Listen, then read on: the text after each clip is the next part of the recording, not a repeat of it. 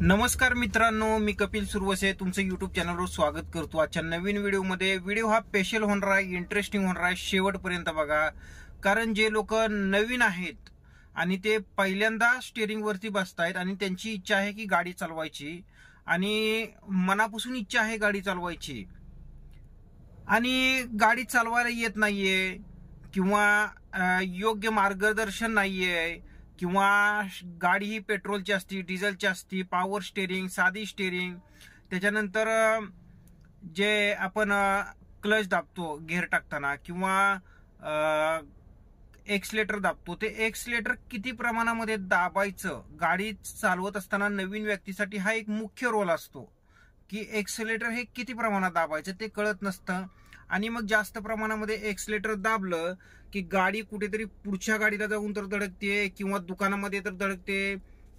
तर माझ्या ओळखीच्या एका मित्राने असंच केलेलं होतं की गाडी दुकानामध्येच घातलेली होती, किती प्रमाणात एक्सलेटर दाबावं हे कळलं नाही, अंदाज आला नाही। तर त्याच्यासाठीच व्हिडिओ आहे, नवीन व्यक्ती बसतायत त्यांच्यासाठी व्हिडिओ आहे। तर सगळ्यात महत्वाचं म्हणजे तुम्ही गाडी ज्यावेळेस ना हातामध्ये घेताय, एक हळूहळू चालवण्याचा प्रयत्न करतायत, तर घाबरल्यासारखं करू नका, धपकल्यासारखं करू नका। गाडी जो नवीन व्यक्ती शिकत असतो तो व्यक्ती जो असतो त्या नवीन व्यक्तीपेक्षा शिकवणाऱ्या व्यक्तीचा रोल हा खूप महत्वाचा असतो, लक्षात ठेवा। तर मी सुद्धा MIDC मध्ये कुर्डवाडीमध्ये एक खुलं मैदान आहे, तिथे एक जणाला गाडी शिकवत होतो, सचिनला। तर गाडी तुम्ही ज्यावेळेस ना शिकवता त्यावेळेस ना सगळ्यात महत्वाचं म्हणजे गवत उगवलेलं असतं, काही ठिकाणी खराब रस्ते असतात, तर ते त्या टायमिंगला काय करायचं हे आधी सांगितलं पाहिजे त्याला। म्हणजे थोडक्यात आपण म्हणतो की बेसिक माहिती।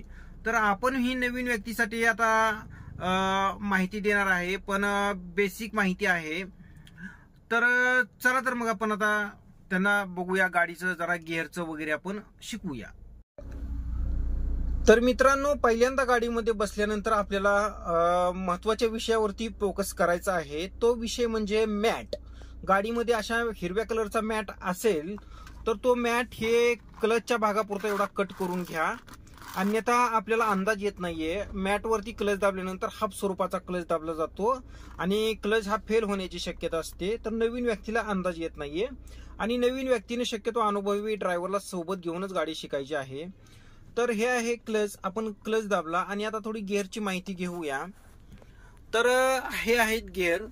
गिअर इथे न्यूट्रल अवस्थेत आहे आपला, म्हणजेच सरळ आहे एकदम, असा इथे न्यूट्रल अवस्थेत आहे आणि इथे हे लेफ्टला दाबलं की गिअर इथेच येतो, हे राईटला दाबलं तरी गिअरचा गट्टू इथेच येतो।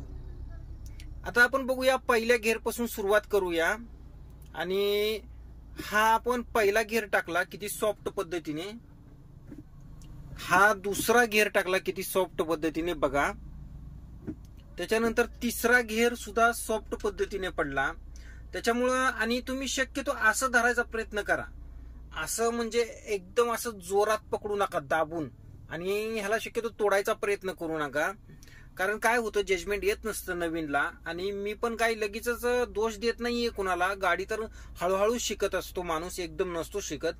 तर हा बघा सॉफ्ट पद्धतीने चौथा गिअर पडला आणि असं राईटला दाबून स्टेअरिंगच्या साईडला दाबून वर ढकललं की पाचवा गिअर पडतो। तर हे झालं गिअरचं जरा। आता आपण थोडस